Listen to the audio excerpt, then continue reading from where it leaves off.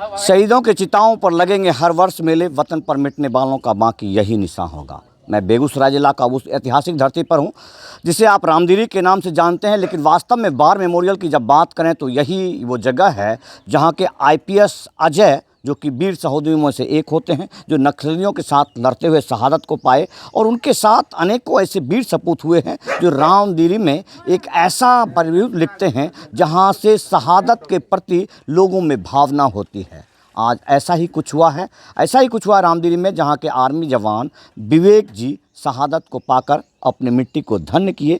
कल उनका पार्थिव शरीर यहाँ आया था, पूरा बेगूसराय उमड़ा था। उस भीड़ से ज़्यादा इस सन्नाटे को देखना ज़रूरी है, इसलिए मैं उस सन्नाटे में आया हूँ और जानने का प्रयास करता हूँ कि आखिर जिन जगह को आप देख रहे हैं, जो एक सामान सा वो जगह है जो बिहार के अक्सर धूल दूषित गाँव की मिट्टी होती है, जहाँ सोचने वाले लोग एक बार कल्पना करते हैं कि हम गाँव में जाएंगे, वहाँ कुछ गोबर होगा, कुछ गरीब होंगे, कुछ ऐसे लोग होंगे जो अर्धनग्न अवस्था में होंगे, लेकिन उसके बाद की कहानी उन्हें मालूम नहीं होती है, जो मैं आपको दर्शाऊंगा। यहाँ जो लोग हैं उन्हें ज़रा साक्षी मानकर इस बातों की कार्रवाई। विवेक जी को जानते थे आप? जी, मेरा छोटा भाई था। आपका छोटा भाई था? क्या व्यवहार था उनका? काफ़ी कूल माइंड था। ज़्यादा कुछ नहीं। ये वो कल्पना है जिनमें तमाम वो लोग, जिन लोगों के घर से सेना में जब लोग जाते हैं, ये आस्था और विश्वास हमेशा रहता है कि राष्ट्र के प्रति इस भावना में कब क्या होगा ये सब जानते हैं। लेकिन उसी में हर कोई कहता है कि अगर उस शहादत को हम पाते हैं जहाँ से वो रथ निकलता है, जहाँ से वो कारवां निकलता है, जब इन्होंने कल की बारात को देखी होगी, जो अंतिम बारात होती है, तो शायद इनको ये महसूस हुआ होगा कि ये शहादत बार बार मिलता रहे, तब भी बेगूसराय के लोग या बिहार के लोग नहीं हिचकते हैं। तो कल आपने भीड़ देखा होगा, उससे आपको महसूस हुआ होगा कि दुनिया आपके साथ है। जी बिल्कुल, सारे लोगों की सहानुभूति है, बहुत सारे लोग मिलने आए। अभी उनके बच्चे कितने बड़े? मैं इन तस्वीर में आपको दिखा दूंगा। वास्तव में कितने बड़े? एक साल का लड़का। 1 साल का लड़का है जी, और 5 साल की लड़की है। नहीं, 6 साल। जिम्मेदारियां यहाँ ले जाती है जहाँ से एक अबोध बच्ची है। अक्सर जब तक सिपाहियत जिंदा होता है तब तक सारी जिम्मेदारी, राष्ट्र की जिम्मेदारी भी, उस सरहद की पहरेदारी करने की जिम्मेदारी होती है और घर की जिम्मेदारी होती है। जब साया उठता है उसके बाद जिम्मेदारी हमारी हो जाती है। जो बच्ची बोल रही है, मुझे लगता है कि शायद वो वही बालिका है जो अपने पिता को खोई है और राष्ट्र के नाम समर्पित किया। बाबू क्या नाम है आपका? नाव्या। नाव्या, आपके पापा थे विवेक जी? हाँ। फौज में थे? हाँ। पहले भी डर लगता होगा आपको कि पापा फौज में हैं? नहीं डर लगता था। कल आपने देखा आपके पापा अब नहीं आएंगे, मालूम है आपको? हाँ। लेकिन वो हमेशा रहेंगे, मालूम है आपको? नहीं मालूम है? जो फौज में होते हैं, जो सरहद पर लड़ते हैं, वो अमर होते हैं, ये पता नहीं क्या आपको? किस क्लास में हैं आप? यूकेजी। यूकेजी में हैं। तो कुछ मन कर रहा होगा कुछ बनने का, कुछ करने का। क्या करेंगे आप?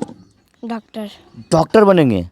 एन अचीवमेंट उन लोगों की, उस समाज की होगी अगर ये बच्ची कल डॉक्टर बनती है। तो आज अपने पिता के अबोधता की वजह से इन्हें ये मालूम भी नहीं है कि इनके पिता वापस आएंगे कि नहीं आएंगे। लेकिन वास्तविकता में जिम्मेदारी अब समाज की होती है कि जब तक सिपाही जिंदा था तब तक सरहद से लेकर यहाँ तक की उसकी जिम्मेदारी थी। आज वो नहीं है तो हमारी जिम्मेदारी बनती है। इसलिए आप इस नाव्या को देखिए जो आज मात्र यूकेजी में है, कल स्टैंडर्ड 1 से अपनी पढ़ाई की शुरुआत करेगी और फिर इसे नीट करना है। अब हम देखते हैं कि कितने लोग इस चीज़ की गवाही लेते हैं। एक भाई है जो कर्म के पथ पर है और उनसे मिलना आपको बहुत ज़रूरी है। क्या नाम है आपका?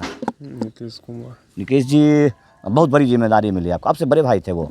मेरे चाचा जी थे। आपके चाचा जी थे? मतलब आपके पिता 4 भाई हैं। 4 भाइयों से मतलब एक बड़ा परिवार है आपका? जी, संयुक्त परिवार हैं? जी, बड़ा परिवार और संयुक्त हैं आप, सब मिलकर रहते हैं? जी। तो सब मिलकर रहते हैं तो क्या लगता है आपको कि इस जिम्मेदारी को निभा पाएंगे जो वो छोड़ कर गए हैं? जी बिल्कुल निभाएंगे। उन बच्चे की, उनके परिवार की सारी जिम्मेदारियां निभाएंगे। जी बिल्कुल। मैं इसलिए आपको कह रहा हूँ कि मैं सेना को गहराई से जानता हूँ। भारतीय थल सेना वो है जिनके साथ मुझे 24 साल बिताने का अवसर मिला और शायद बिहार या भारत में तमाम सिविल सर्विसेज करने वाले लोगों को ये पता नहीं होगा। ये एक ऐसी संस्था जहां अनुकंपा भी बहुत नहीं होता है। इसलिए समाज की जिम्मेदारी हो जाती है कि हम इनके साथ रहें। अगर आप अनुकंपा के तौर पर कहीं चतुर्थ वर्गीय में इनकी पत्नी को या किन्हीं को आश्वासन भी देते हैं तो ये संभव नहीं होता है कि बिहार के गांवों से अपनी संस्कृति और सभ्यता को छोड़कर यहाँ से जाया जा सके एक संयुक्त परिवार के रूप में। तो क्या लग रहा है आपको कि उनकी पत्नी कितनी पढ़ी लिखी है? ग्रेजुएशन की हुई है, वो भी ग्रेजुएशन की हुई है, नर्सिंग तैयारी कर रहे थे। अभी नर्सिंग की तैयारी कर रही है। और सरकार को अब क्या लगता है आपको कि ऐसे मामलों में जहाँ सेना की शहादत की बात हो तो देखना चाहिए? क्या आसार लगता है आपको? बहुत सारे नेता वगैरह आए होंगे, कुछ आश्वासन? जी हम घर पे नहीं थे, नेता लोग आए और गए हैं। जो आए वो चले गए। जी बिल्कुल।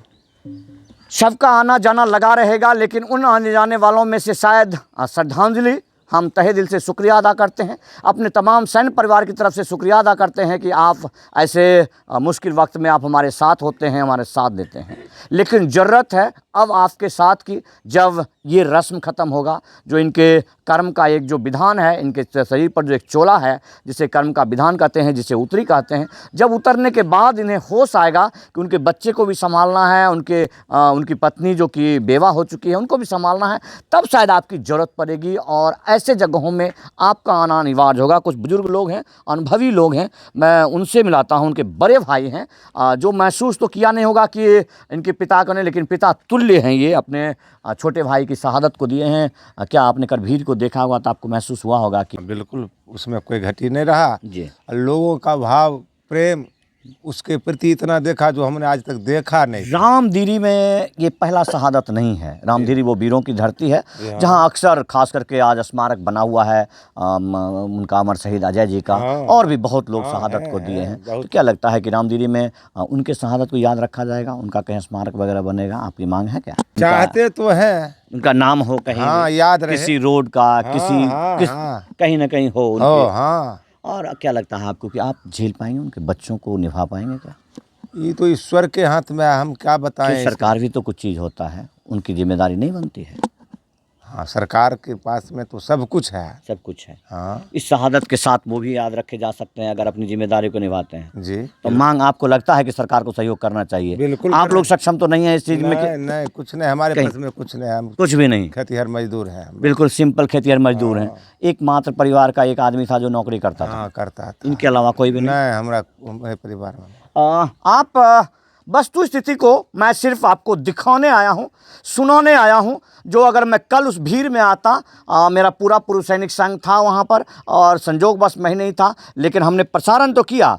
लेकिन आज जो बात मैं आपको कह रहा हूँ वो बात गांठ मारने वाली बात है, तमाम क्षेत्र के जनप्रतिनिधियों के लिए है, उन प्रशासनिक आला कमानों के लिए है जो कभी जिला के अधिकारी कहे जाते हैं तो कभी माए बाप कहे जाते हैं, कभी सर्वे सर्वा कहे जाते हैं। लोग पता नहीं उन्हें क्या क्या कहते हैं। अगर उनको अपनी अस्मिता को बचाना है तो इन जगहों पर आना होगा। अब मैं थोड़ा सा, चूँकि जिम्मेदारियाँ और दहशत जो होता है वो महिलाओं में होता है, जो निकल कर के आई हैं उनमें कुछ माँ हैं, कुछ चाची हैं, कुछ ऐसे लोग होंगे, जरा उनसे मैं आपको रूबरू करवाता हूँ। क्या माता जी जानते थे विवेक जी को? कौन थे आपके? कौन थे आपके? हम टोला के हैं। दादी तो लगती होंगी बेटा? अच्छा, ये माँ हैं। इस वृद्धावस्था में यूँ तो कहा जाता है कि विवेक जी दुर्भाग्यशाली रहे अपने जीवन का कि बहुत कम उम्र में, बचपन में उन्होंने अपने पिता को खोया। एक माँ है जो लगभग 27-28 साल बेवा रहते हुए भी अपने पुत्र को सेना में जाने का मतलब यहाँ समझते हैं लोग सिर्फ नौकरी पर गए, लेकिन वास्तविकता को नहीं समझते हैं। माता जी पता है आपको क्या हुआ है? मेरा बेटा आपका नहीं है अभी, लेकिन आपका बेटा ईश्वर के साथ मिल गया, मालूम है आपको? हाँ, एतबारे दिन भगवान के साथ जाते हैं। जो लोग फौज में शहादत को पाते हैं वो भगवान होते हैं, अमर शहीद होते हैं, स्मारकों में उनका नाम होता है, ये मालूम है ना? है? तो तसल्ली है आपको कि नहीं है? हैं? तो लेकिन अब कुछ आसरा कहीं किसी से, सरकार से, कहीं से, जो बच्चे हैं खासकर बहुत छोटे बच्चे हैं छोटे, उसको तो आप लोग चाहिए पढ़ाना लिखाना, उसको रास्ता आप नहीं, उस योग नहीं है, ये सारी जिम्मेदारी दूसरे लोगों की है। सरकारें देथिन जी। बच्चा बहुत ना हो देथिन नहीं तो बच्चा केना पलेते, वो बच्चा केना पढ़ते, वो बच्चा केना की करते। इस मर्म को एकदम शुद्ध देसी अपनी भाषा, अपने माटी की भाषा, मैथिली की शुद्ध पाठ अंगिका में हम बात कर रहे हैं। माता जी अंगिका में बात कर रही है।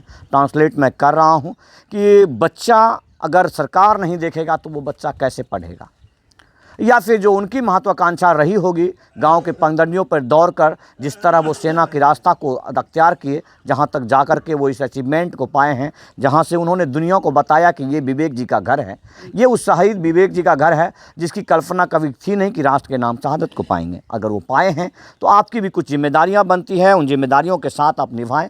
और विशेष तमाम लोगों को आप देख लीजिए, शोकाकुल जितने भी लोग हैं, जितने भी परिजन हैं, ईश्वर से कामना है कि उन तमाम लोगों को संताप सहने की शक्ति प्रदान करे। और भी जो भी लोग हैं उनमें और भी कुछ लोग हैं जो कुछ कहें। मैं देख रहा हूँ आप मित्र हैं, बैठिए बैठिए बैठिए। जी सर। यहीं घर है आपका भी? जी सर, वो मेरा चचेरा भाई था। आपका चचेरे भाई थे। समाज की एक बहुत बड़ी कल्पना होती है कि यहाँ ये नहीं कहा जाता है कि मेरा पड़ोसी था, मेरा मित्र था।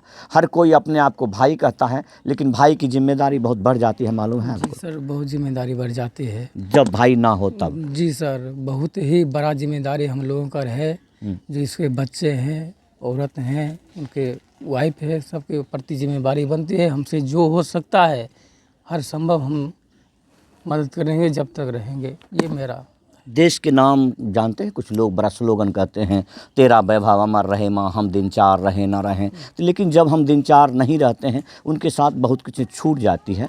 तो लगता है समाज को मिलजुल कर जिम्मेदारी निभानी चाहिए। जी सर, बिल्कुल सर। जिम्मेदारी जब तक समाज नहीं मिलेगी तो जिम्मेदारी एक के ऊपर रहता नहीं है, और लगे भी मतलब लगता है कैसे होगा। एक छोटी सी बच्ची है, अबोध है, जिससे अभी तक ये आवाज़ नहीं है कि मेरे पिता अब आएंगे, गुजर गए, कैसे ये रहेगा और उस डॉक्टर बनूंगी, कैसे हो पाएगा? ये छोटी सी बच्ची है, इसको समझ नहीं है, फिर भी ये इसका मन बलक मैं डॉक्टर बनूंगी ना, तो इसके अंदर तो डॉक्टर बनने की ये चीज़ समाज संभव कैसे हो पाएगी? तो जितना संभव हो पाएगी हम लोग देखते हैं, करेंगे। और मेरा सरकार से भी वहाँ पर मैं गया था घटना स्थल पर। मैं जिस दिन घटना हुआ उस दिन भी गया था, और उसके बाद मैं लोग वहाँ के कमान अधिकारी महोदय वगैरह ने आश्वासन दिया होगा आपको? जी सर, वहाँ का कमांडर थे, जो कमांडर उनका, वो सब आश्वासन दिए। जिस दिन से मैं दुर्घटना हुई उस दिन से बिल्कुल वो लोग साथ में थे, इसमें कोई दोहराई वाली बात नहीं है। आश्वासन देते रहे जो ठीक हो जाएगा। हॉस्पिटल में, बड़े हॉस्पिटल में उनको एडमिट किया गया था। और लेकिन वो रविवार को ये घटना हुई थी, और फिर 7 दिन के बाद वो बहुत ही अच्छे थे। ये नहीं मतलब ये स्थिति नहीं लगता था कि वो गुजर जाएगा। तो मैं आपको शायद उस भावना के साथ एक बार अवगत कराना चाहता हूँ, जहाँ से आप कहते हैं कि भरा नहीं वो भावों से, बहती जिसमें रसधार नहीं, हृदय नहीं वो पत्थर है जिसमें स्वदेश का प्यार नहीं। तो स्वदेश का मतलब सिर्फ ये नहीं होता है कि आप घर में रहें और आपका देश जिंदा रहे। देश तभी जिंदा रहेगा जब आप इन भावनाओं को महसूस करेंगे। यहाँ एक पूर्ण अबोध गोपाल जी हैं। गोपाल जी अप्रॉक्सीमेट 8 से 9 महीने का या 1-1.5 साल का है, जो बोल भी नहीं पा रहे हैं। शायद ये जब होश संभालेंगे इनको पता चलेगा इनके पिता सेना में थे और वो शहादत को पा चुके हैं। और मुझे लगता है कि एक बार आपको महसूस करने की ज़रूरत है कि तमाम वो लोग जहाँ देश की लगभग 13 लाख आर्मी, एयरफोर्स, नेवी उस सरहद पर रहती है, जिस सरहद पर अक्सर मौत आसपास ही घूमती है। ये उनके बच्चे हैं, क्या नाम है? नित्यम एक भाई और एक बहन। और जिम्मेदारी पूर्ण रूपेण इनकी अब माता जी पर आ गई है। तो अब आप लोग निभाएंगे। आप लोग का मतलब मैं आप लोगों को कह रहा हूँ, जितने भी तमाम बेगूसराय के लोग जो अक्सर दिनकर की कर्मभूमि कहते हैं, जो लोहे का मर्द, जो कि दिनकर जी के द्वारा लिखी हुई कविताएं को दोहराते हैं, ले जाओ धूप पल्लव हरे, जो लोग कहते हैं कि वर्तमान पर विजय का सूरज हूँ मैं, उर्वशी अपने समय का सूरज हूँ मैं। तो आपका सूरज होने का जो पर्याय है वो यहाँ से दिखेगा कि कितने सूरज इस बेगूसराय में हैं, जो इस अबोध बालक का छाया बनते हैं, इसका प्रतिपाल करते हैं, इसकी जिम्मेदारी लेते हैं। क्योंकि भावना इनके अंदर भी है, इनका कोई गुनाह नहीं है कि बेचारा सैनिक के घर में पैदा हुआ। तो लग रहा है आपको कि बच्चा का अचीवमेंट बेगूसराय से पूरा हो पाएगा? ऊपर वाले की मर्जी। ऊपर वाले की मर्जी, सब भगवान के हाथ में। एक बार आप शायद फिर जी भर कर देख लीजिए और इस अबोध नन्हे बालक को, और मुझे लगता है कि आपको दया ज़रूर आएगी। और इनके पिता के नाम मुझे लगता है कि ज़रूर कहीं एक शहादत, एक आदमकद प्रतिमा लगना चाहिए रामदीरी की धरती पर। वैसे तो वीरों की धरती है, मैं सदैव नमन करता हूँ यहाँ और इन जगहों पर। अक्सर देखता हूँ कि लोग वीरता के नाम पर जिस तरह रामदीरी के लोग उमड़ते हैं, और बेगूसराय में इतना सक्षम ग्राम नहीं है कोई भी, और ये पौरुषता आज दिखाने की बारी है। इसी के साथ मैं आपको छोड़ जाता हूँ और फिर मैं कहता हूँ, शहीदों के चिताओं पर लगेंगे हर वर्ष मेले, वतन पर मिटने वालों का बाकी यही निशान होगा, यही निशान होगा, यही निशान होगा। जय हिंद, वंदे मातरम।